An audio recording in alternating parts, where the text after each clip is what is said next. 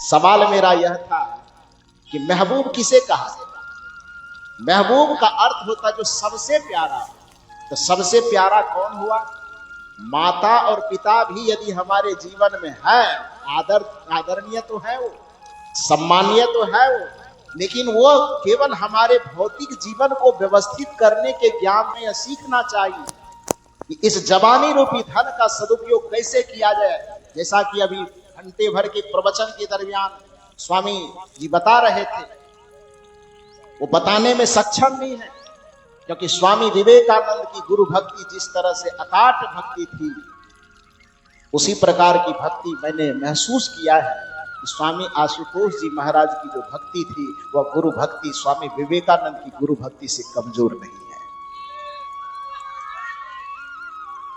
सचमुच में मैं ये बात उनके सामने में नहीं कह रहा, बल्कि इस बात को मैं स्वीकार करता हूं। इस बात को अन्य जगह पर जो लोग मुझे मिलते हैं तो मैं उनसे भी कहता हूं कि इस धरती पर सदगुरु महर्षि मेही जी के विचारों को, जैसे भगवान श्री कृष्ण ने गीता का वाचन किया था सिर्फ कुरुक्षेत्र के मैदान में, लेकिन कल्पना कीजिए कि ये महर्षि वेदव्यास न होते तो आज इस धरती के लोगों को गीता का ज्ञान नहीं मिल रहा होता।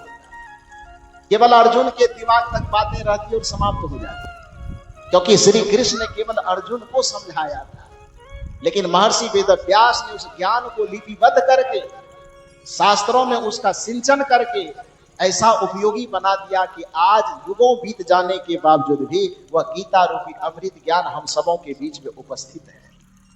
और नीति यह कहती है कि जिस फुलवारी को, जिस बाग को फुलवारी बना करके रखना है, उस फुलवारी में एक माली का होना आवश्यक है।